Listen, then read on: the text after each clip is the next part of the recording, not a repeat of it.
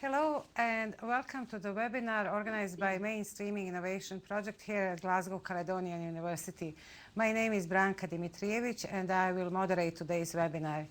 I also direct the project Mainstreaming Innovation, which is a joint project of 9 Scottish universities funded by Scottish Government.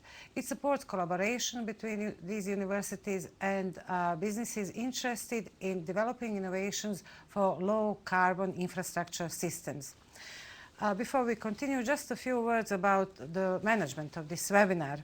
If we hear a fire alarm or you see some disruptions on online communications, please do try to join us later.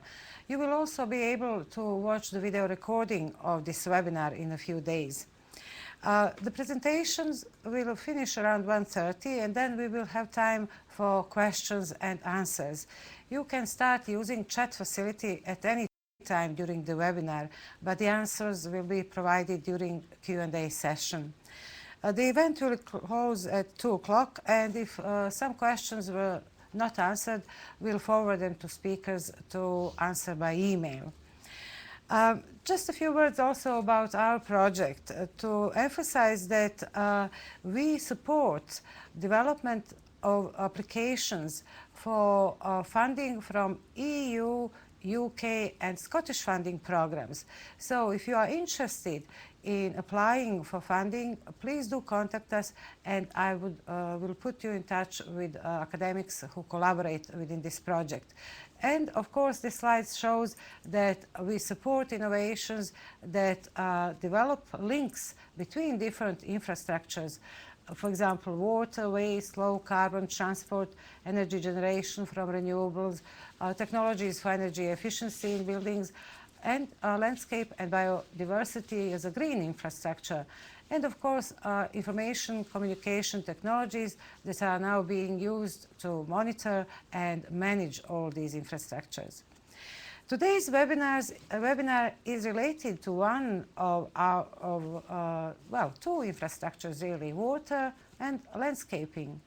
And the title of the webinar is Sustainable Urban Drainage Systems in Scotland, or SUDS in Scotland. We have two speakers today, Alison Duffy from University of Abertay, Dundee, and she's already here with us. And later, McLean of MWH Global will join us as well. So welcome, Alison, and please do start with your presentation. Hi Branka, and we'd just like to say thank you for inviting us, giving us the opportunity to present this webinar. We'll just go straight into it. I'm Alison Duffy from Abertay University. Obviously this is about SUDS, and I've been dealing with SUDS, it seems like almost all of my life, but for more than a decade anyway. That's been my main remit at Abertay University. So Abertay University is a small university. We're probably the smallest in Scotland, and we've got one of the specialist centres is Urban Water Technology Centre, which I work for, which was founded in 1993 by Richard Ashley and Chris Jeffries and David Blackwood mainly. And this was based on a lot of the research that they did and consultancy work. Richard Ashley's moved on. He's now professor at Sheffield University, and Chris Jeffries has retired. And David Blackwood now runs the centre with Joe Acuna. We work with, and I'll just get a hang of how to work with these buttons at the moment.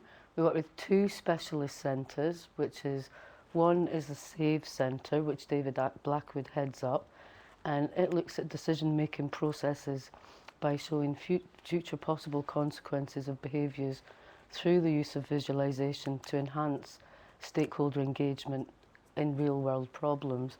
And we also work closely with LocalNet, which is also a specialist centre, which is coordination of research and development and innovation in low carbon activities for SMEs, and it's really to help them to assist in the contribution to reduction in greenhouse gas emissions. Now we have within the Urban Water Technology Centre the SUDS research group, and you can see the list of names who makes up this group. We've just recently been joined by Dr. Kiran Toto Maharaj, and he was Associate Professor in Environmental Engineering in Trinidad and Tobago, but he has worked in the UK at many universities, several universities, and now he's joined us. He basically has taken over a lot of what Chris Jeffries used to do, but not at professorial level. And as myself, as I say, I've been working in SUDS. My remit has been SUDS in most areas, from the kind of policy level down to the operational level. Neil Berwick, who joined us about 5 years ago, and he was trained up by us through 2 KTPs, which we'll talk about also later on in the presentation. And his main focus is long-term management of SUDS and also training. He does a lot of training to local authorities and professionals also. And Dr. Rebecca Wade, she's bringing in the element of ecosystem services and combining those with SUDS at the moment. So over the years, we've had a broad base of research and consultancy funding that there's so much that I'm not really going to go into a great lot of detail with them all. But there you'll see the bullet points in policy development, and that was mainly with the KTPs and some recently funded CREW Scottish Government projects. Long-term management, operation and cost, as I say, I've been inspecting SUDS and advising local authorities, professionals since about 1999. And Neil is on board, and he has taken over and does a lot of this now. Improving urban environments with green infrastructure. I'll speak about a new project that we're working on that looks at green infrastructure in SUDS. Stakeholder engagement and public perception. We have done a lot of work in this area, specifically with SUDS, with Kate Hale from Edinburgh University. She gave a webinar a couple of weeks ago, and we've had a few kind of crossover related projects with Kate. Catchment planning and natural flood management and flood risk management. And we've done a lot of work with local authorities such as Renfrewshire Council, where we actually developed a communication document which was for policymakers and the public called Water Vision. And we looked at a spatial analysis of where SUDS could go in the catchment over the next 30 years. Urban ecology and ecosystem services, again, Rebecca Wade is looking into this area, and she is now starting to deliver some outputs. And she also coordinates the EPSCR research network, SUDSnet, which you'll be able to find that easily online. And also we have a lot of training and teaching, incorporate SUDS and sustainable water management into environmental programs, masters and undergraduate. We do a lot of industry short courses, and we also have an online credit bearing course excuse me, which covers SUDS also. Now, this is a slide really to give you an idea or a feel for a lot of the work that we've done. Again, let's say it's nearly 15 years now that I've been working in SUDS, and the top left hand corner are a lot of the maintenance, the long-term management, inspection programs. Inspection really is quite important for SUDS. If you inspect, then you're really going to capture a lot of problems that may occur if you weren't inspecting, and these usually end up more costly than if you were doing a regular maintenance. So in the top left-hand corner, we've got a mature pond that 15 years into its maturity, it needed, excuse me, it needed its inlets and outlets desedimented, because this was where the sediments were building up. In fact, I say inlets and outlets, it was really just the inlets that needed desedimented. Below that, you have a chap who is maintaining porous paving. Now, one of the things with porous paving, which we all know, most people know, is these things are being put in the ground, but there isn't really a lot of maintenance. There should be regular maintenance on them. This is little car parks. All little car parks have these chaps come along once every 2 years, and they deep clean these porous paving. Now, one of the things the deep clean does, an issue which we're finding with porous paving, is chewing gum. Now, chewing gum sticks to these surfaces and obviously stops them being permeable, and this machine helps to, it agitates, and with a high power hot water pressure, it removes the chewing gum off the surface of these porous paving. The top one to the right of the back actor there is CCTV. Some problems you get where pipes are blocked, so send the CCTV down to investigate. To the right of that again is an inspection chamber, and you can see this was probably the the dirtiest chamber that I've ever seen, and how the safety ring got shoved down the inspection chamber, I have no idea. But these are all issues to do with sustainable drainage systems and the regular maintenance regimes that you have to incorporate. To the right of that, you've got some hydrological monitoring. We do a lot of monitoring for local authorities, private companies as well. Sediment below and to the left of that, this one here, sorry I'm forgetting that I've got a marker here. We do a lot of monitoring for sediment qualities, sediment build-up and sediment quality that's accruing really in these SUDS. Again, we've done some work in collaboration with Edinburgh University and Kate Heal. She has looked quite a lot at how much the sediment is building up, and we're also looking at the pollutant loading, the pollutant levels in the sediment as well in the SUDS, because these things need to be managed for the long term as well. The bottom two, these two here are really about urban planning, spatial analysis, and looking at problems to water courses. The one with the green arrow at the moment was part of the water vision that we did with Renfrewshire Council, and the one above is Ardler City, the SUDS that they have at Ardler Village, sorry, in Dundee City, and the SUDS that they have swales which drain into ponds. They've got a full treatment train of SUDS there. This image here is called the Transition Framework. This was on a project that we worked with, an FP6 funded project, and it looks at transitioning urban water management, and we'll speak about that later. Down at the bottom here you have all the different kind of funding avenues and the skill sets which we developed through these funded programs. Now Branka spoke about this project and all the different themes that we have there, and we really just think that SUDS is landscape and biodiversity and water, but also I would say that we come into the low carbon transport category because introduction of these systems in the urban environment encourages cycling and walking also.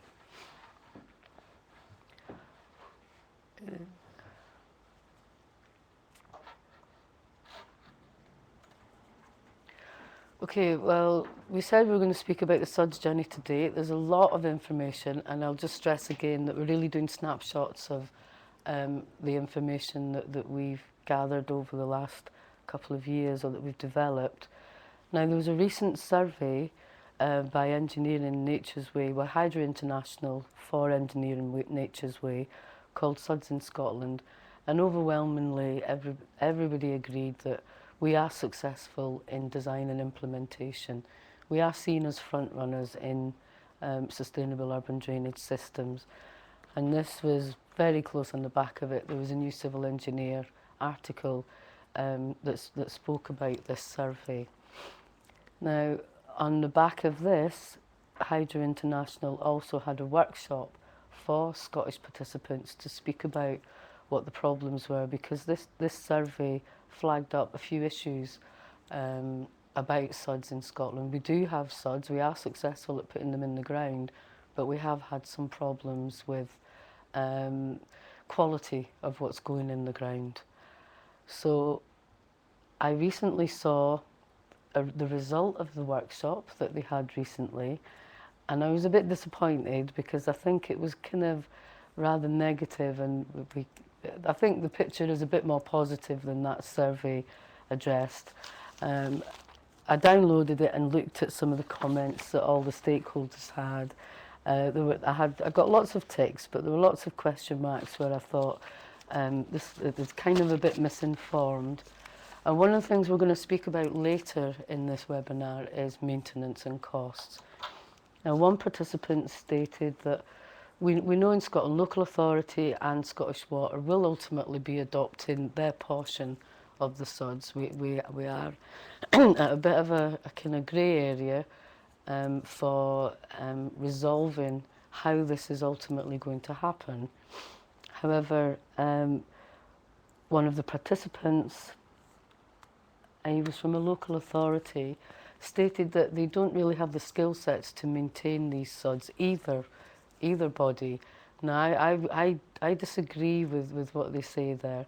All local authority in particular, the chap says that they don't have the machinery to maintain swales. He says they don't have the machinery to maintain permeable paving, and I could understand that, but he carries on and says to maintain swales. A lot of SUDS maintenance is really landscaping maintenance with some additional kind of technical inspections that would need to be required. And if local authorities or Scottish Water find that they have that they don't have the skill set in-house, they usually subcontract this work. They do it for everything else in the landscaping industry, so you would also do it for SUDS. So I think a lot of things that are raised here are kind of red herrings, and I would like to say that the picture isn't as bleak as it's made out from this. Neil McLean is here speaking with us today, and I have to give him a pat on the back because he was very positive through his comments in the interview. We'll move on. So the journey today, this looks like quite a complicated diagram, but it's not so complicated once I explain it to you. This comes from transitioning theory. Now, transitioning is a new area of science which looks at the socio-technical transformation from older traditional systems to new generation systems and how you can speed up the uptake of this. So if we look at this diagram here, you have, let's say it's called the multi-level perspective. So your three levels are the macro, meso and micro levels. And at the macro level, you're looking at the kind of broad political and environmental level of a society and the cultural level of the society as well. The meso level represents your local authorities, your stakeholders. They're called the dominant regime, and these are the people that you're really trying to convince when you're looking to change practices, daily practices. And the micro level is what's called the niche level, which is where you're trying to introduce new generation systems such as SUDS. So this diagram is talking about how it kind of analyses how the system changes over time. So we're starting from 1950. Oh, I've lost my arrow, sorry. We're starting from 1950 and going up to present year, basically. And you're looking at the political and environmental changes and legislative changes in Scotland. So if we go back up to the macro level up here, we had some very good political changes which actually helped speed up the introduction of SUDS in Scotland. And that was a new political environment was created when the river purification boards were created. And also when the Control of Pollution Act came in 1974, that gave the river purification boards a lot of strength to be able to act for the environment. And then SEPA was formed. Now, these changes at the macro level that I'm speaking about just now are what's called disruptive changes. And SEPA, again, being organised as an environmental body, was able to have even more clout than the river purification boards for, as we'll speak about later, control of diffuse pollution. Now, the red arrow signifies water cost pollution. So this was a survey that began by the river purification boards, and SEPA, once they became a body, enacted on this, using, for example, the COPER 1974 Act. And the blue arrows represent, we've had two serious periods of flooding, and the flooding that we get are wake-up calls, and everybody remembers, as is happening now in England. There's a lot of talk of SUDS again at the moment in England, because although they're not the whole solution to flooding, they are part of the solution. So down at the bottom here, you see that if you've got a circle with a red ring around it, then we're talking about SUDS in general. But if you've got a circle that doesn't have a red ring about it, you're talking about source control in general. And this is quite important for when we speak about the treatment train later on. And this is probably one of the issues for poor SUDS that we have in Scotland, poor quality SUDS in Scotland, because we're not really following a treatment train and implementing source control SUDS. Now at the meso level, remember I said that this was the kind of the level of your dominant regime, who are quite hard to convince to make changes. They like things just as they are. Local authorities, they don't like to make changes. It becomes a problem. It creates issues for them. So what we had in Scotland, which helped us in this transition to SUDS, to help to move it along, because one thing that I should also mention is that transitions usually take about 30 years in general when we look back through history for socio-technical transitions such as urban infrastructure. Now Scotland has done it in probably about a decade to 15 years, which is quite a quick time scale. So in Scotland we had two stakeholder platforms, we would say, who encouraged the implementation of SUDS. And one was the SUDS Working Party, who SEPA mainly chairs the SUDS Working Party, but they are made up of all the stakeholders who have a vested interest in SUDS, from the developer to a local authority to Transport Scotland. And also they kind of had what's called the Scottish University SUDS Monitoring Group. So as SUDS were going in the ground, there was about 5 universities at the time. Aberdeen University was quite closely involved, Edinburgh University as well, alongside Abertay. We went out and monitored a lot of these SUDS that went in the ground, and it was this monitoring that enabled us to develop with Syria C521, which was the first SUDS manual. We developed best practice from monitoring these SUDS in the first instance. Along the bottom there, you also have all the different phases. Now, we spoke about the COPA Act and SEPA being formed, but you also have the drainage authorities which are being formed. I'll move on to the next slide, because the information down at the bottom here, all the information along here, really is developed from the next slide, which I'll go to quickly just now. So if you look at this is all the different acts which brought about our local drainage authorities and SEPA. And what we say here is that the responsible organisations in Scotland all have a different role to play, but this has proven difficult because of this historical split in governance with responsibilities, not just with regulatory responsibilities, but now with funding arrangements as well. And this is where everybody's seeing a lot of problems in Scotland, and why I think we had such a disconnect of the stakeholders that were at the engineering nature's way. We're still at a phase where collaboration between these stakeholders needs to be encouraged further. This diagram here shows you in Scotland that split of responsible organisations. The trunk roads are Transport Scotland.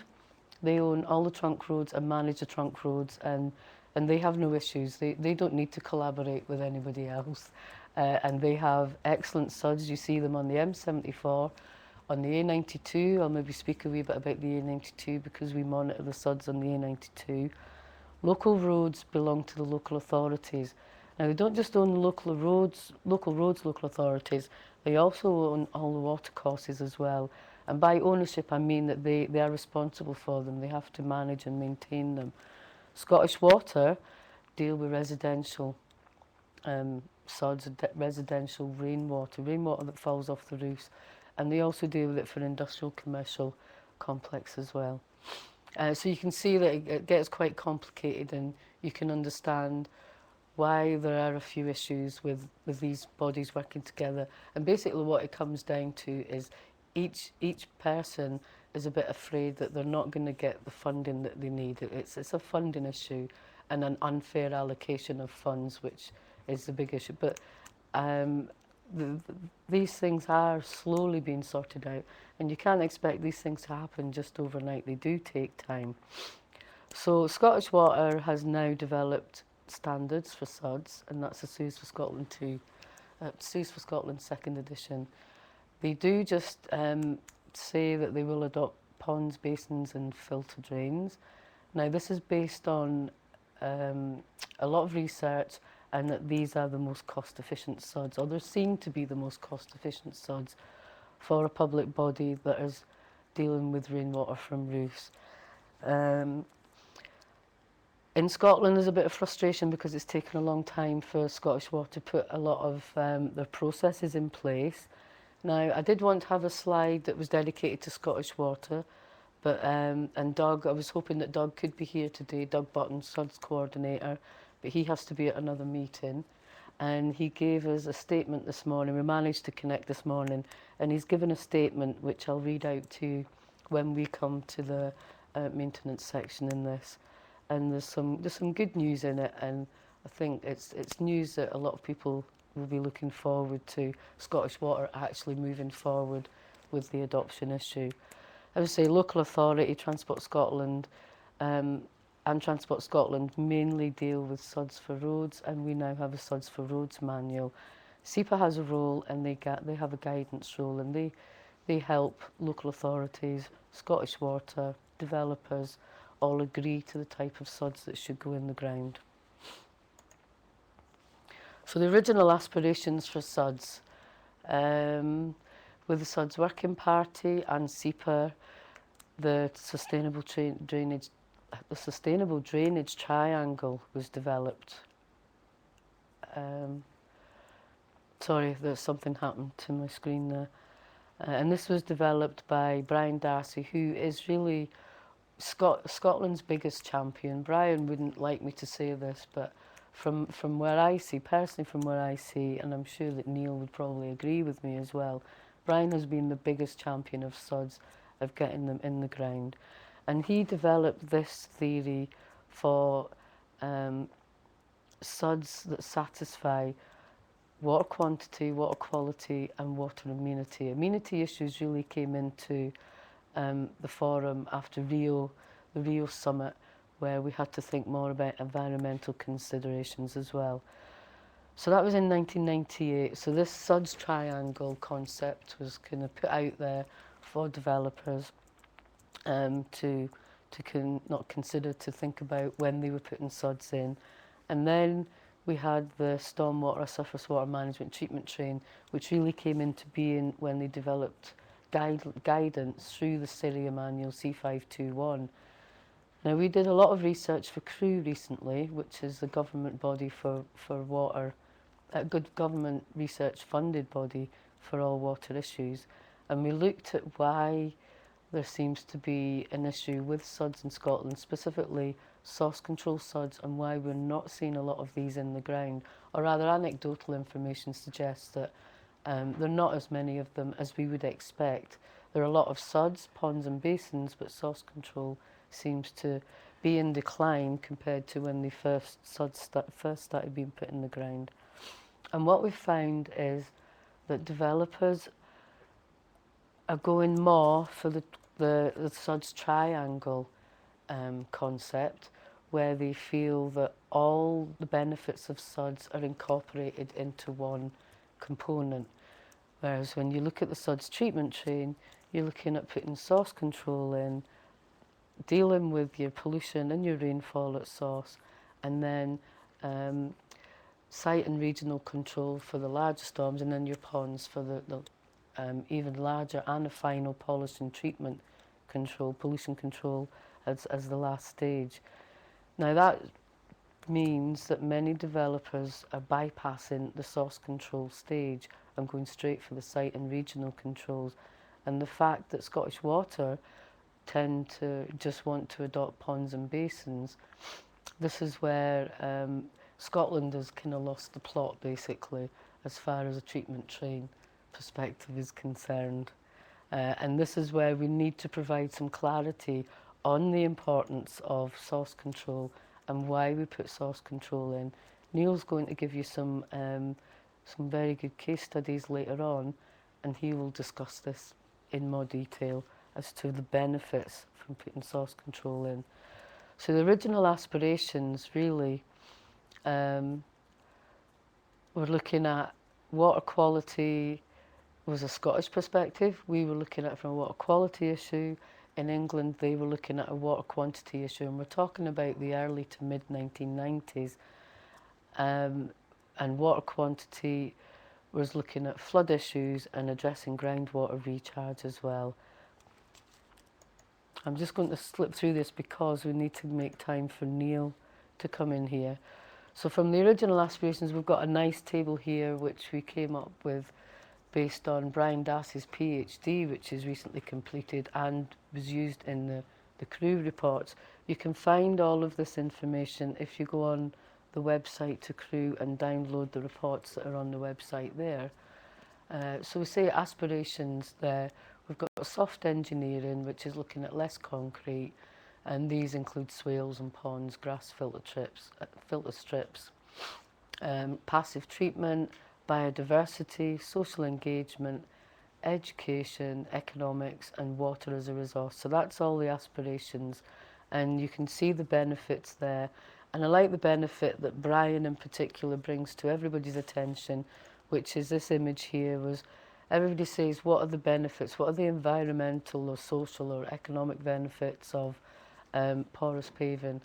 And Brian always shows this one where if you have ponding on a traditional tarmac surface, you've got wet feet. If you have permeable paving, and he shows how the water infiltrates through the surface and you have dry feet. And I think that's a good way to sell permeable paving.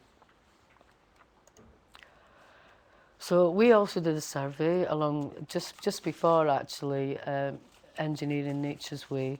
This work is now published, and as I say, it's on the crew website, and we came up with something like 37 different reasons as to the barriers for source control.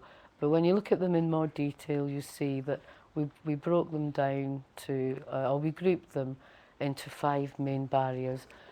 So we have guidance, governance, education, financial and responsibility.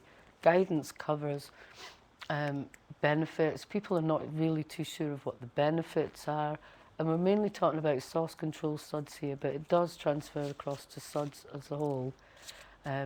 Technical guidance, they feel, isn't really clear enough. The functionality of source control as well could be clearer.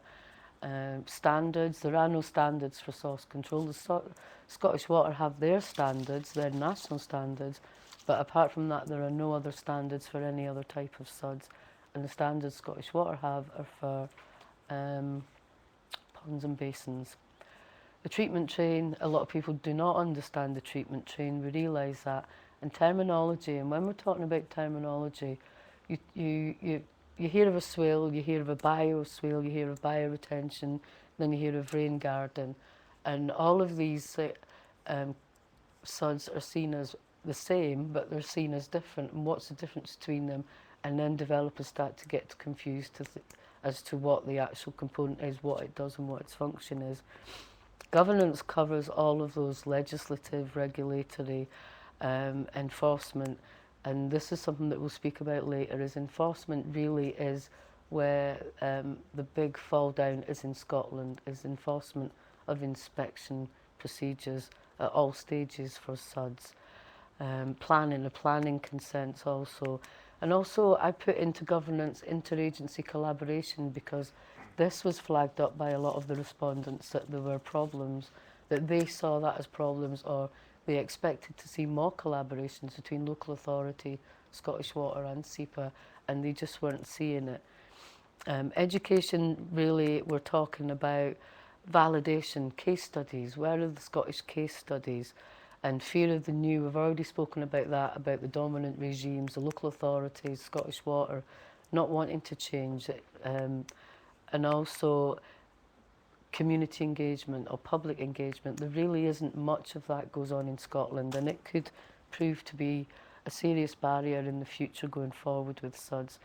Financial, Engineering Nature's Way and a workshop we had for SUDS Working Party said that financial issues were the biggest barrier to SUDS, or one of the key barriers to SUDS.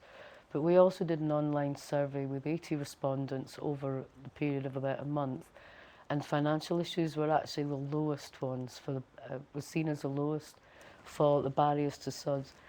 And what was interesting there was that the respondents to the online survey were mainly practitioners, and these are people who were involved with putting SUDS in the ground. The SUDS Working Party workshop and also the Engineering Nature's Way, I don't know what their split was between actual practitioners, But I would say, I would disagree, and I think it's still a perceived barrier rather than an actual barrier. And we have a quick look at some financials later on. And responsibility, maintenance and in-curtilage ownership is becoming an issue, especially when we talk about source control SUDS and putting unit plot SUDS in, and health and safety issues as well. Speak about a few of the opportunities. Frontier SUDS, new generation SUDS, in particular source control. Now, Melbourne Water have been encouraging local residents and local businesses to put in their own rain gardens. Now, when I started doing a project for Crew in March of last year, you had 7,000, just 7,500 people had put their own rain gardens in. Now, I looked it up a couple of days ago and they've reached their target. Their target was 10,000. I don't know if there was a specific time span, but they've overshot their target and now they have over 10,000 individual rain gardens for individual properties in Melbourne. And if you add all of that together, you can, it gives you a good idea of how much stormwater they've now kept out of their surface water sewers.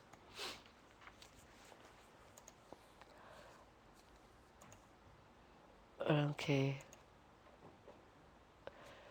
I'm going to talk a wee bit about green infrastructure, which is a project that Abertay are involved with just now with a company called Greenleaf, who have combined a tree pit and SUDS. Okay, and quickly you can see what the benefits are of green infrastructure. There's a lot of information out there about green infrastructure, but this is our SUDS tree. We're monitoring it.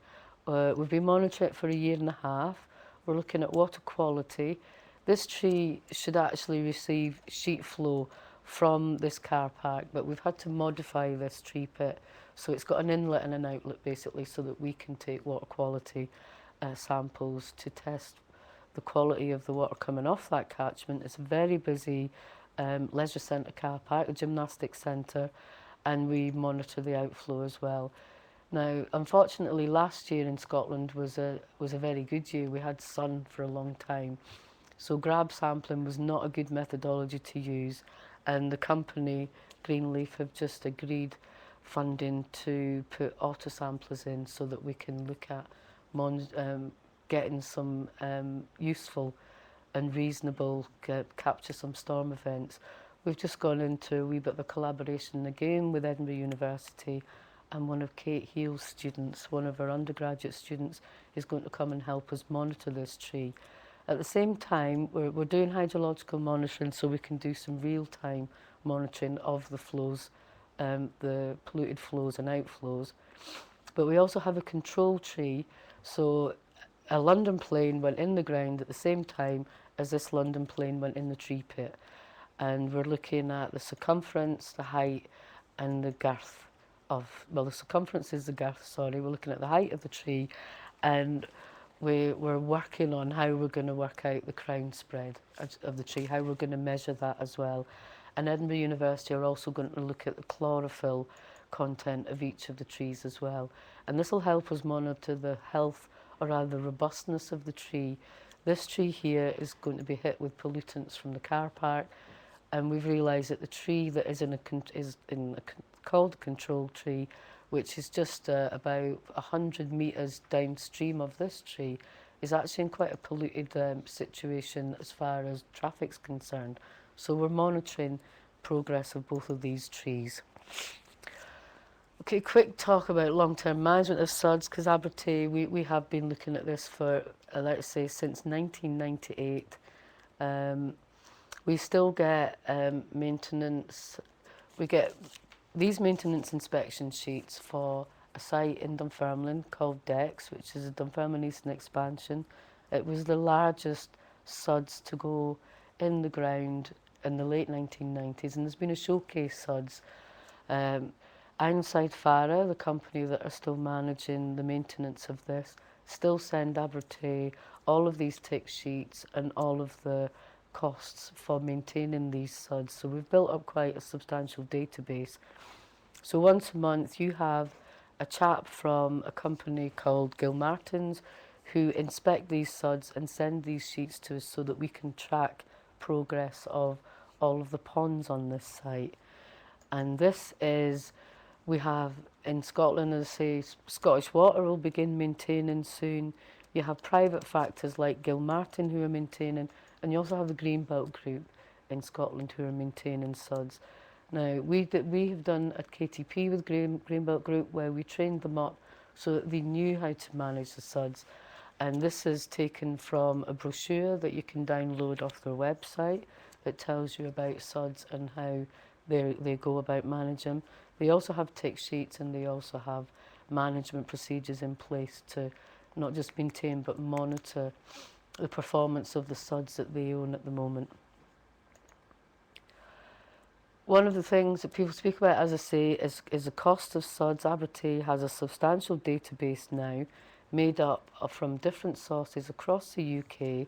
So basically what we're doing, we've got a massive spreadsheet of, and this began a long time ago with a WERF-funded project with HR Wallingford.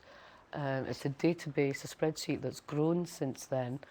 And so I'll show you the activities are here, and this activity is inspection, and we have litter picking and we have cutting grass. And across the top you'll see where the source is for all of the rates of these SUDS across the UK, and we have a frequency here. And then what we've done is have a mean, and using these spreadsheets we've actually developed databases for Scottish Water for them to predict whole life costs, and so they can budget when applying for funding to their regulator, the Water Industry Commissioner. So we have done that with Scottish Water, with Welsh Water, in collaboration with MWH, who Neil's now with. Neil used to be a SEPA chap. A lot of people know that, but a lot of people won't. And we developed a cost-benefit, whole-life cost analysis for Glasgow City Council recently for their surface water management plan. So I've just put these in for you to have a quick look. So there's another activity which is cutting rough grass, which is where you need to use a strimmer, pruning vegetation, and specifically permeable paving cleaning as well. And these last two are looking at, you have irregular activities. So here we're looking at silt removal, and you haven't just got silt removal now. As these things mature, you're maybe going to be having to look at toxic waste fees when you send this stuff to landfill as well. So we've actually costed up for all of these, and we can now predict how much it would cost for a SUDS that's going in the ground. This bottom table is, we now monitor and maintain, inspect SUDS that are in excess of 10 years in Scotland, and two main sites are in Dundee, which is the Ardler Village, which I have spoken about, and Decks in Dunfermline. So we're looking at the irregular activities that you don't know is going to happen, but we do know now because of these SUDS, and the frequency of that happening, and how much each individual activity cost as well. I'm just going to run through these because I'm running out of time. We need to let Neil on. I've got 3 international best practice case studies. These slides are live after this webinar, so that you can access these and have a look at them. So we've got one from Australia, which is this novel climbing tree pit. Now, one of those is not going to make a difference. You need several of these in an area to make a difference. And it's a variation really on a rain garden, but it's an upwardly growing rain garden stroke green wall. Now, this one from Germany is a whole closed system which uses water to either cool or heat up the place, depending on what time of the year it is. And again, you can read about that. This is a whole closed system for a unit which incorporates retail facilities, offices and accommodation on the top floor. Sweden, we all know a lot about Sweden, but what I thought was novel when I looked into what's happened in Malmo a bit more is this biotope area factor. So I thought it was interesting to discuss that with you also. Again, you can look at that later. Now in Scotland, we've just done, as I say, a project for Crew where we're looking at how can we go forward with SUDS in Scotland. So one of the things for the SUDS Working Party and how they can really do it within their own kind of responsibilities or remit. So we see SUDS slowing down a wee bit in Scotland. Okay, they're all going in the ground in new developments, but we have a lot of regeneration, redevelopment to be undertaken. And we see that SUDS Working Party now need to think about a new vision. They've got their SUDS vision. SUDS are now in the ground. We can see that there are some problems with SUDS as well. So we need to sit together and think about another long-term vision about how we can deal with this disconnect between the local authorities and also the maintenance issue. Is costing really an issue? Look at all these issues that have been flagged up. England are looking closely to what's happening in Scotland, and already they're learning from the mistakes that we've made. So it's now time to start righting some of these wrongs that have happened over the last few years. And we recommend that they have a 10 to 15 strategic year plan with a strategy which has short-term milestones. And we've developed what's called the Source Control Toolkit, which is basically opportunities for SUDS Working Party to encourage to put source control in the ground. And you're looking at proprietaries. I would like to have spoken a bit more about proprietary systems.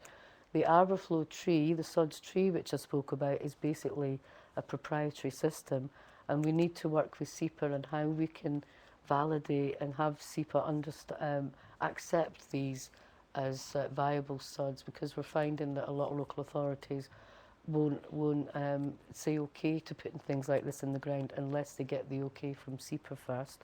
The other areas, regeneration areas, there's going to be a lot of regeneration in Scotland, especially with the development of these new surface water management plans. And the final area is unit plot SUDS, like we showed the Melbourne 10,000 rain gardens case study, trying to manage the rainwater closer to the source and think about individuals managing the surface water that they can. And that's it. And we were going to say any questions because we didn't know if Neil was going to be here in time, but we'll leave questions till the end, and I will pass you quickly over to Neil now. Okay, thanks, Alison, and hello everyone. Just like to, the task that Alison gave me was to think about SUDS and the future of SUDS. So I'll just move to the next slide and find a mouse and get used to the technology. Yep, down here. And there's these three sites that I'm going to talk about in varying degrees of depth. The Nitshill site in southwest Glasgow is a design study, so Nitshill exists. The solutions are proposals only, so it's a desktop study. J4M8 is an existing site and is a new site, or what rather was a new site about 8 years ago or so, and has good SUDS in place. So that's a real example of what has been done and examples of best practice. And then Glasgow City Centre, of course, does exist, but MWH, the company I work for, have recently just about finished what's called a surface water management plan for the city centre. And that's addressing climate change and the prospects of flooding within the city centre and how we might go ahead and overcome that. So the first site, I must give recognition and credibility to GCV Green Network. Glasgow and Clyde Valley Green Network Partnership commissioned this study, and that's the website if you want to find out more, down at the bottom right there. There were two studies done, one called Spango Valley near Greenock, and this other one at Nitshill in the southwest of Glasgow. Very interesting studies, and the work was actually performed by a small architecture house in Glasgow called ERZ, or ERZ.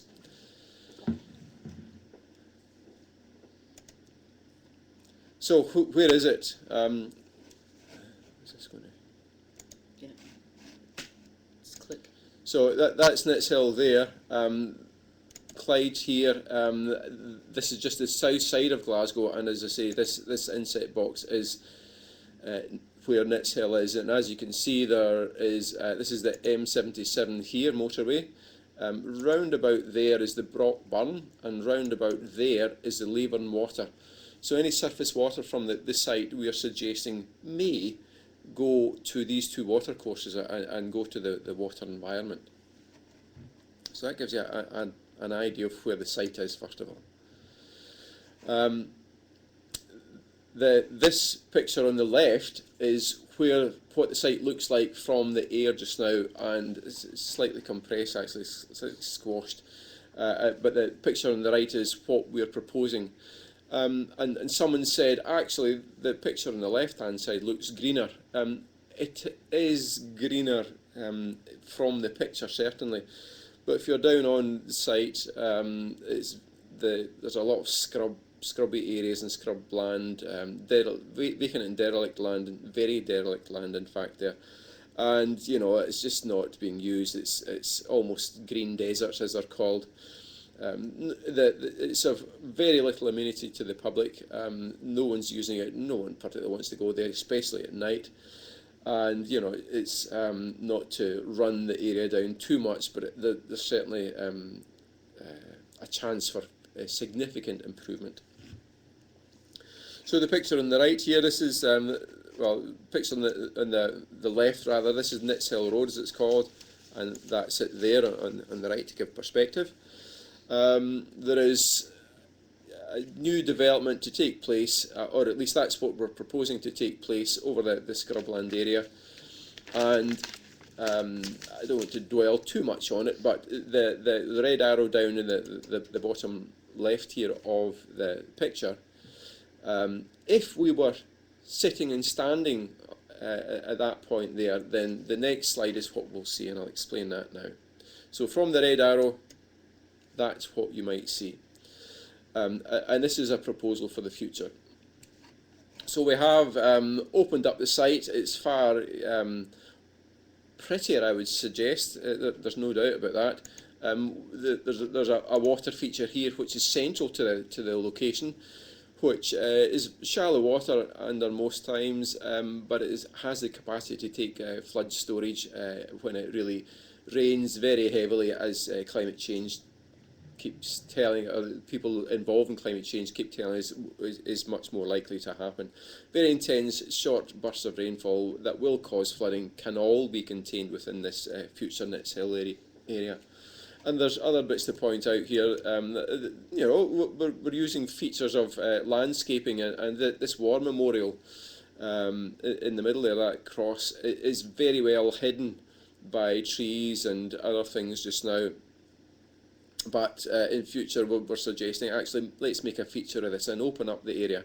So it's not just about flooding, and it's not just about surface water management. There's a much greater amenity available here, and the emphasis is on multifunctionality.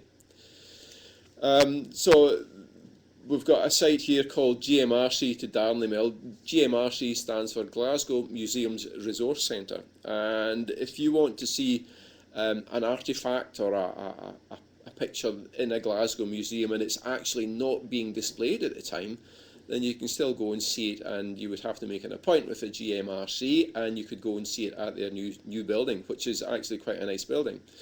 But to get to the building, you have to go through, well, not very appealing land to get to, and you go through you come from perhaps the station, which is here, and it's not pretty. There's no doubt about that. And then you have to come across this area here, which is presently there's a roads depot and some small industrial units there.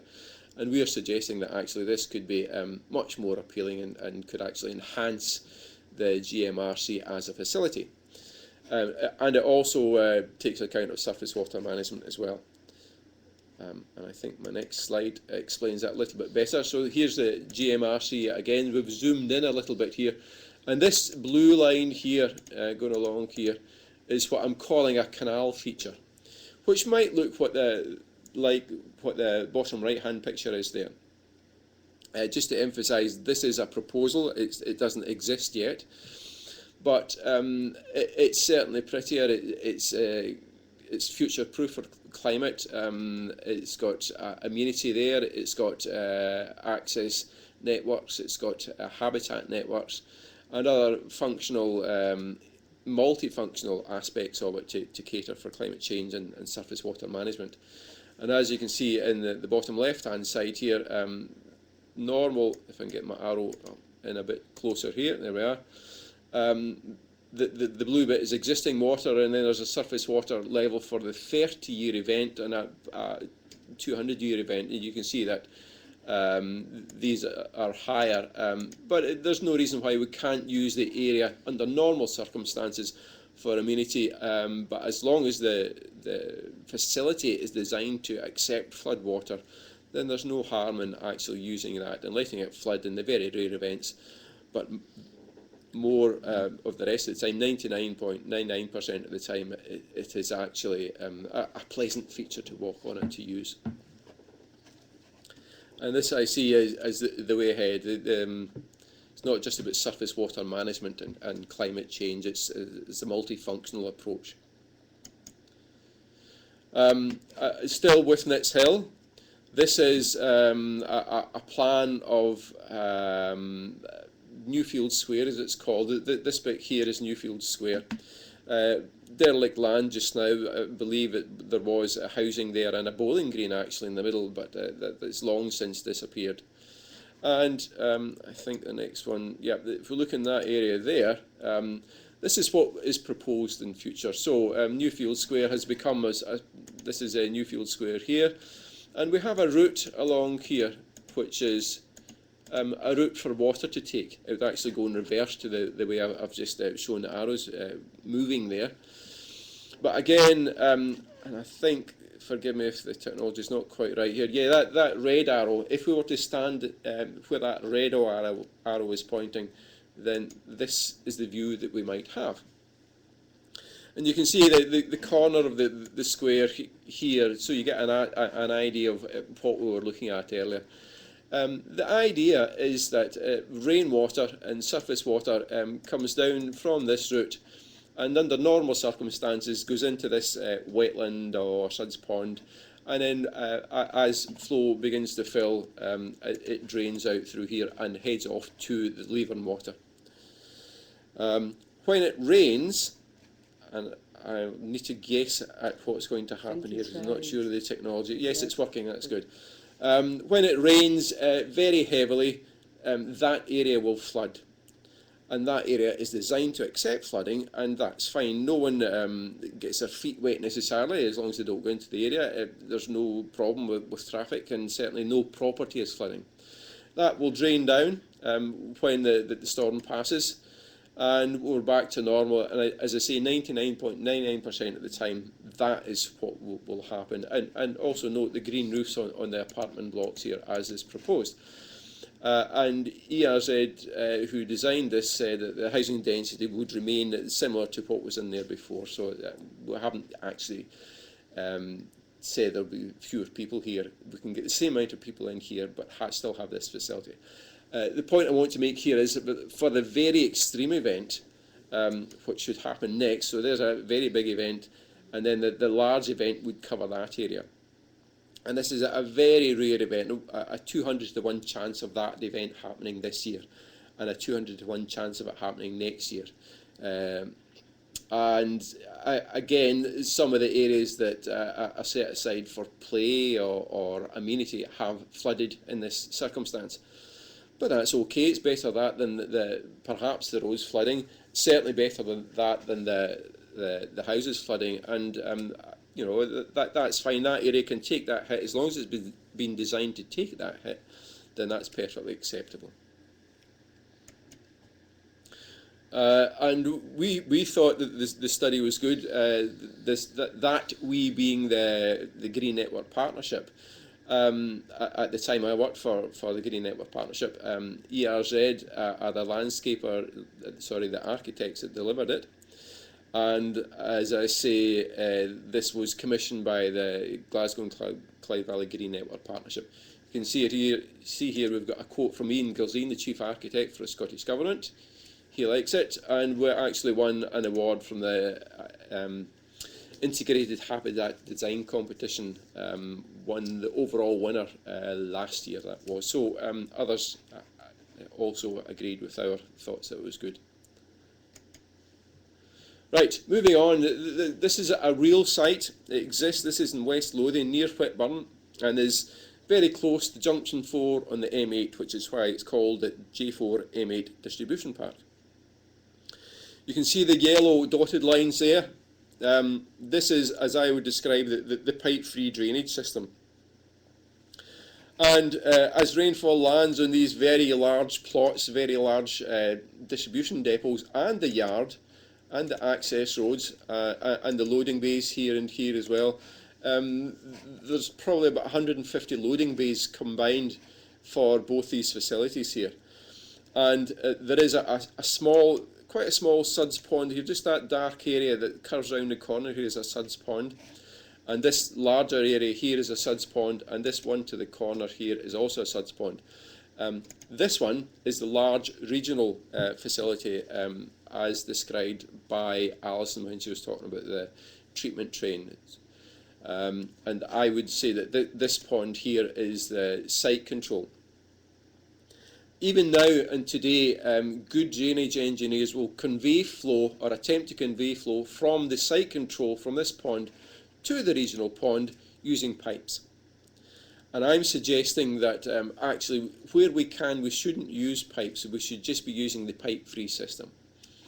And we have a network of something like 1.2 kilometres of swale here that used to convey flow. And I'll explain that and we'll show some pictures of it. This is the small pond in the corner here for the site control for the distribution depot. And it goes to it goes via this swale and other swales that look like this to this large regional pond. And what we've done here is, rather than use a 150 pipe or a 225 pipe to convey flow, pipes will have a finite capacity, of course. We've opened this up to include, I say we, the developers and the designers opened this up. I wasn't responsible for this, but I think it's a very good example. But the cross-sectional area of a 6-inch pipe is smaller, much smaller compared to the cross-sectional area of this swale, as you can see here. And in fact, this is a vast flood storage facility that we have, in addition to the ponds that are there as well.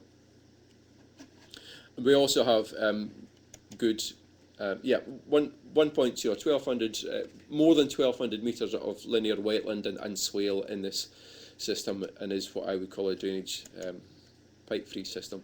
This is at the pond, and you can see the little red circle there. It's probably not that clear on the screen, but there is a dragonfly within that little red circle that I've highlighted, and dragonflies don't like polluted water.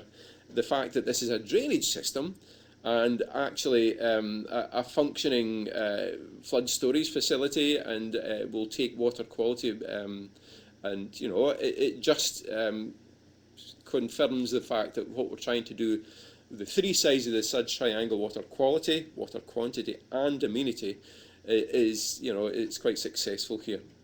Some more pictures now. This is the I think it's an Aldi's depot there, about 70 or 80 loading bays in this one. Very large yard here, as you can see, and actually in this kerb here there are holes in the kerb, which and runoff passes from the yard there through the kerb. Kerb is required there for the lorries, so there's a demarcation between the edge of the driving area, and so they don't go into the green area, which is actually a swale, or rather a basin of sorts. And this is the edge of a car park. Again, the demarcation allowing runoff from the car park surface onto the grass surface. No curb used here, but to stop vehicles going onto it, we've used stones here. It works very well. This green detention basin is this basin here, seen from a slightly different angle, and you can see that there is actually some stone fill in the bottom of it, and at that area there is the outlet from the pond, from the basin rather, and goes to the large pond that you saw earlier. This is a slightly squashed version, at least it is on my screen. I don't know how it looks to you. But this area here is the linear wetland. So it's a swale and linear wetland arrangement that extends to 1,200 metres within the site, and was actually swarming with tadpoles and thriving with life. So not only is it a drainage system and a flood storage facility, but it's an excellent habitat as well. And then the runoff eventually reaches the pond, as you've seen. So J4M8 is a very good example of what we're trying to achieve in terms of SUDS and the three sides of the SUDS triangle. Using the treatment train. Using the treatment train, thanks Alison. Right, and I don't know, when are we due to finish? We have to leave 20 at least minutes for questions and Okay, answers. right, so I'll be as quick as I can now, shall I? Yes, okay. please. Right, okay, quickly then, Glasgow City Centre does exist, as I said before, but there's a requirement for certain areas in Scotland to undergo surface water management plan if they are perceived to be prone to flooding, and this is what we've done. MWH is the company I work for, and we were commissioned by Glasgow City Council to do this. This is the area within the red dotted line that we were commissioned to examine and analyse. And we actually sit here within Yes, this, we were actually sitting, well, let me get my bearings right, we're up about here somewhere, in fact, there I think. And you can see the areas of light blue here and some blue dots around about here. Under the 30-year flood, I think this is, that's what we anticipate the flooding extent would be within the city centre. I should say that the boundary for this is the motorway up here, the M8 motorway, the Clyde down at the south side, Castle Street, Royal Infirmary and High Street here, and Hope Street to the west. So that's the boundary within that area, was the area for consideration. And yes, we used the principles of disconnection of strategic routes and also final disposal, and using regional storage areas as well where any opportunities arose. And we come up with this. So this black boundary is the red dotted line that you saw a moment ago, the Clyde down here and the motorway up here. And we have suggested that these green routes, as we call them, and this one would travel down this way to the Clyde, are conveyance routes, or routes that floodwater can take. So we want to hold back water where we can, in the top end of the site, up round about here, these areas, then connect the discharge from that site down to here, perhaps this way and down into the Clyde, or perhaps this way and down into the Clyde as well. And we want to disconnect surface water from the combined sewer. I should explain that a little bit further. The existing system is a combined sewer in Glasgow city centre, and subject to a finite capacity, of course. If we can disconnect some of the surface water from that combined sewer and route it a separate way, then it begins to manage the whole system, and that's exactly what we've attempted to do. Scottish Government guidance suggests you get a long list for measures doing a surface water management plan and then establish a short list of measures. And here we have a short list of 12 measures, which is probably quite a long short list, if you can imagine that, but it's quite a difficult area to cater for, given that it's the centre of the most urbanised area in Scotland. I don't want to go through all these, but very quickly, green roofs, we've suggested that it might be a good idea to have policy or guidance for new buildings to come about that they should have green roofs. Green roofs are not the only answer, but it can contribute to attenuation of flows. Similarly, porous paving, if there's going to be a new car park installed, are constructed within the site, it makes good sense to have porous paving in that, and you can actually capture and store quite a lot of water below surface there. This is a deep roof, a deep gutter arrangement suggested to go on the deck of multi-storey car parks. A multi-storey car park is one surface only, but several decks, and if we can put each of these deep gutters on each deck around the perimeter of the car park, we begin to capture that storage from the one deck and apply it across the whole of the several decks there. There are other measures in here that are obvious. Geocellular storage here, pipes will be inevitable. There are swales here and property level protection here. But I want to concentrate more on this one here. This is essential to the success of the proposals we've installed, and I'll talk about that in a moment, or possibly, in a moment. This is a picture of North Hanover Street in Glasgow, just adjacent to the GCU campus actually. That's what it looks like just now, and there are elements of green within the city centre, and let's make best use of those elements. And we're suggesting actually keep the road and the path as it is, but we can introduce, oh sorry, I'll go back, it's a bit slow, we can introduce a drainage route which is above ground, similar to the G4M8. It may not look exactly like a linear wetland, but you know, it has to be suitable to the city centre of Glasgow. And the idea being runoff from the road, instead of going down a gully, down a pipe and into the combined sewer, actually goes off the side of the road and into this drainage arrangement here. And this would form some kind of conveyance route all the way to the Clyde. So the conveyance route is important. And here's a suggestion for what that conveyance route might look elsewhere within the city centre.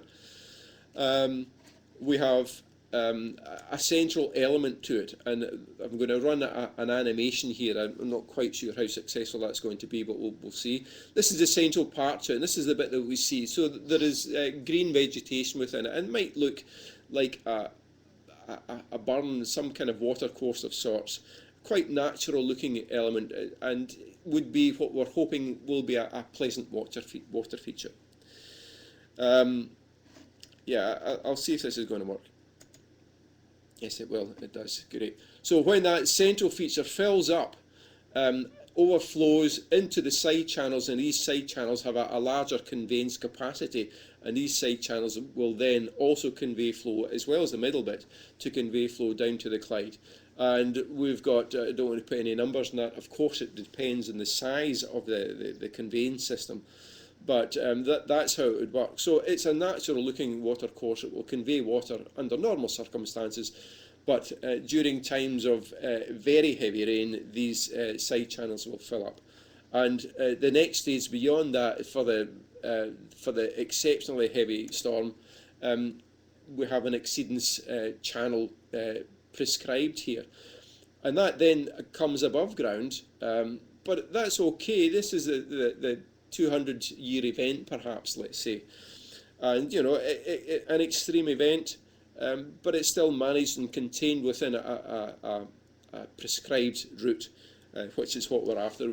We wanted the floods here and not in shops and houses and things, so we're managing flood and catering for the exceedance flows. Moving on, if we were to look at George Square, which is what's here, a formal civic area in the centre of town, large open space, and has great opportunity for water storage. Porous paving here, geocellular modules below ground perhaps. So you retain the function of the George Square as a formal space, but you've also allowed for some sort of flood storage there as well. Perhaps a little bit contentious just now. There's been controversy about it, and certainly with the Commonwealth Games, it's not going to be changed in the immediate future, but who knows, in time we'd like to see something done. And they're considering something similar in Rotterdam, And here's a little picture of what they're doing, well, an option of what they might consider in Rotterdam. I think that's a reality in Rotterdam. Is it? Mm. Right, okay. This is George Street now, and it could be any street in Glasgow, and indeed it could be almost any street in any town in Scotland. Runoff from the road goes to the side of the road and is contained within this green route here. So it's just to highlight that that's a conveyance route of sorts, or it might be a storage system. It might simply be a rain garden of sorts. And we've actually isolated the... I don't know if it's going to flash, is it? No. Let me just go back a second. We've actually isolated a cycle route here between the pedestrian path and between the road and the green route. There's actually a cycle path there as well, so it's safer for cyclists as well, and captures runoff from pavements, road pavement, and manages flow. And here's what urban designers' arrangement for that same place might look like. Yeah, disconnecting downpipes here. Downpipes from roof drainage, a little facility here, and then could come down this route onto the cycle path and then across the road and into here. Yeah, and the urban designers suggested that actually you don't need to isolate the cyclists from this, but you simply just need a curb to make it safer for them. Here is the rain ladder, as we've called it. Steep streets and steep roads can be a problem to capture runoff because, of course, we have accelerated velocities because of the gradient in the road, and what happens there, do we just wait for the runoff to get to the bottom of the road and try and do something there? And what we're suggesting is the rain ladder. Each of those little bits here are steps within the rain ladder, and just to look at this one in particular, runoff from the camber of the road coming down the road it obviously comes down gradient, but the camber of the road pushes it to the side as well, and eventually roots flow into each of these single steps. These are rain gardens essentially, and have capacity within them, obviously more capacity at the deeper part down here, the downhill side of it. And there's an outlet at each step has an outlet, so you get a runoff from one stage to the next, and then conveying it down the rain ladder. And we think there's something like, depending on the size of these, on the gradient of the street, you can get something like between 1 and 3 cubic metres of storage in each of those single steps. If you have 20 steps and 2 sides of the road, and you have 6 streets in parallel, as you do have in Glasgow here, you begin to add up to hundreds of cubic metres of water that can be stored there. This is an example of an existing street called Maitland Street in Glasgow. We are suggesting if you put in a swale that had these sizes, that you could capture something like 27 cubic metres of water. And you know, that would manage the full width of that whole road there. And if we had, I think it's 50 millimetres of rainfall, yes, sorry, I've just realised it's 50 mils of rainfall can be catered for in this facility without any runoff coming out of that swale, and it can be managed. And 50 mils is a significant storm. And you know, you design it and manage the outlet so that eventually flow comes out of that swale. And a similar arrangement for this next site. That's an existing service strip, perhaps, or a bit of green grass that's not being used for anything whatsoever. It's next to I think it's a fire station or fire station facility there. You can route the runoff from the road and from the path and from adjacent roofs into this swale. And again, you can capture something like 50 millimetres of rain from this street. And there are little opportunities throughout every street and every town centre in Scotland that can have these sort of opportunities applied to them and begin to capture and manage rainfall for the future climate change. And that is also a landscape architect's image of what that same street might look like. So this is just about finished here, a few points to make at the end here, but this is what the future city might look like. Instead of a street, this could be a pedestrianised route in a town centre somewhere, and we have a meander. So we've got the green route that I showed earlier. Oh, my arrow's gone. The green route I showed earlier, meandering through the town here, and being quite a pleasant water feature in a pedestrianised area. And yeah, a few points just to conclude. Wouldn't it be nice to have locations that ultimately serve engaged, healthy, active and socially responsible communities?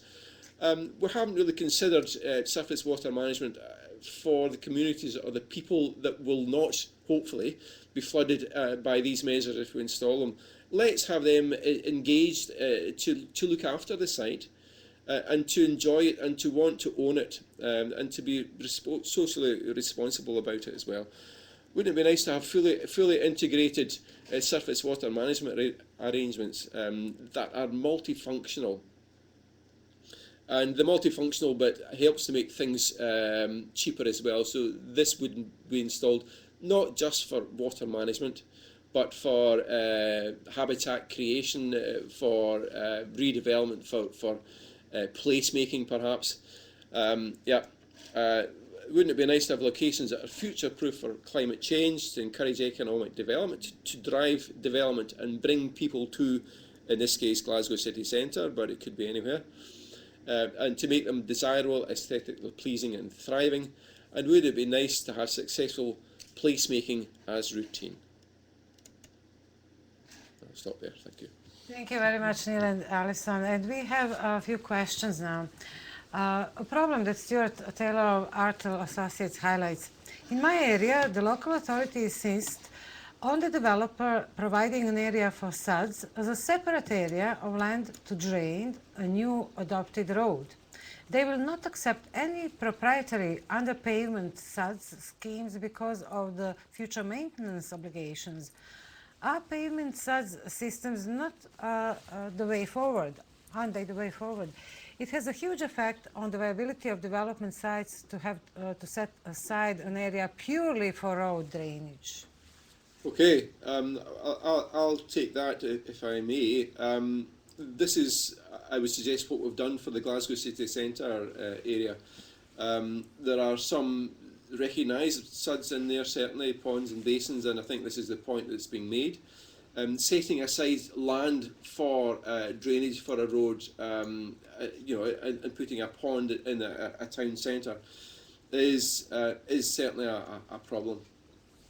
But I would like to think that there are very rarely is there not the chance that we can install something, whether it's a recognisable SUD, a hybrid, or some means of managing, capturing, slowing down and routing, importantly routing flow to the receiving water course or the receiving drainage system. Yes, it's not straightforward, but I would like to think that under most situations there is an answer to it, and we just have to think a little bit more out the box. The maintenance of them, I don't think these systems are maintenance free, but I don't think a road is maintenance free. And I don't think drainage systems, ordinary conventional drainage systems, are maintenance free either. A question from Grace Harrison of Aberdeen City Council. Do you see a more significant role for planning policy in encouraging SUDS, other than to simply state that SUDS will be required for new developments? If so, how could we do this? I'll have a quick input there. Yeah. I've just come from a meeting that has described this point exactly. It's important that SUDS are considered, but to put in a statement saying you must consider SUDS isn't really that helpful. We have to be, I think the planning system has to be quite prescriptive in what is required for SUDS, and whether that's referring to other guidance, SEPA guidance, or other policy that might be out there. I think we have to refer to that within planning and be more prescriptive, because it actually helps the developer to know what he has to do. and it helps other regulators and other people around, other stakeholders, I should say, to know what's required of them. Alison? Well, I spoke about the Crew project quite a lot recently, and we delivered 10 or so policy recommendations, and one of them was that for the Scottish Government they should establish unit plot SUDS as a recognised term in planning, and then that gives you guys more clout for encouraging input, implementation of unit plot SUDS. You're talking about new developments. There's a lot of regeneration, redevelopment going to be happening, and it's also something that you could be encouraging at the start of the process. We don't have any more questions, but I have one question, Alison. You mentioned in your presentations that source control is a problem, and that there are benefits of source control. You didn't have said you didn't have enough time. Maybe you can now expand a bit more. What are the benefits of source control? Well, the key benefits are dealing with it at the time it falls and keeping rainwater out of the system. Source control, you can see where the water is, you can see where the pollutants are building up, and you can manage them on the ground at the time, which is one of the key benefits in regeneration retrofit projects. You're actually keeping surface water, you're taking surface water out of the stormwater sewer that is already in the stormwater sewer, so you're freeing up that for more development capacity. And also when we're talking about unit plot SUDS, we're talking again about taking stormwater that would normally go to Scottish water sewers out of the system. You're reducing the size of downstream, or reducing the footprint of downstream SUDS, your ponds and your basins, so you developers can get another house in there as well if you've put a unit plot SUD in. Several benefits. We weren't able to cover a lot of it in this. As I say, the Crew, there's 3 reports that were delivered for the Crew project, and all of these things are covered in these Crew reports. Does that? Would you like me to say some Well, more? we don't have much more time, but maybe just final messages. Well, one SUDS. thing that I realised, as I said, I said this morning that we spoke to Scottish Water and they did actually issue a statement. I think probably I didn't actually have time to put that in. If we could just Yes, give a please few do. minutes over to that, because there's been a lot of controversy about Scottish Water and the length of time that it's taken for them to put their adoption procedures in place. They are only looking at SUDS for Scotland 2. They have had a knowledge transfer project that is helping them assess how they would go forward with the legacy SUDS that are in the ground also, but that's another aspect. But talking about the SUDS for Scotland 2, they've just announced that they are going to be changing the vesting criteria, and this is going to be rolled out next month. One of the things that we found when we were doing the KTP is we tried to inspect SUDS for Scotland 2 SUDS that had been put forward for vesting. Now, we couldn't find more than 10 that were there and up for vesting, and that was mainly because of the recession and what's happening. Scottish Water's main procedure is that they won't adopt a SUDS until development is complete, and that's what the main big turnaround is now. They're looking at investing these SUDS as soon as they're completed, as long as you can prove that they are standard compliant. They will vest that SUDS. There are a lot of other things as well. This helps them adopt SUDS that are then not left sitting in the ground for 2, 3, 5 years even until development is complete, where a developer is not actually looking after that SUDS.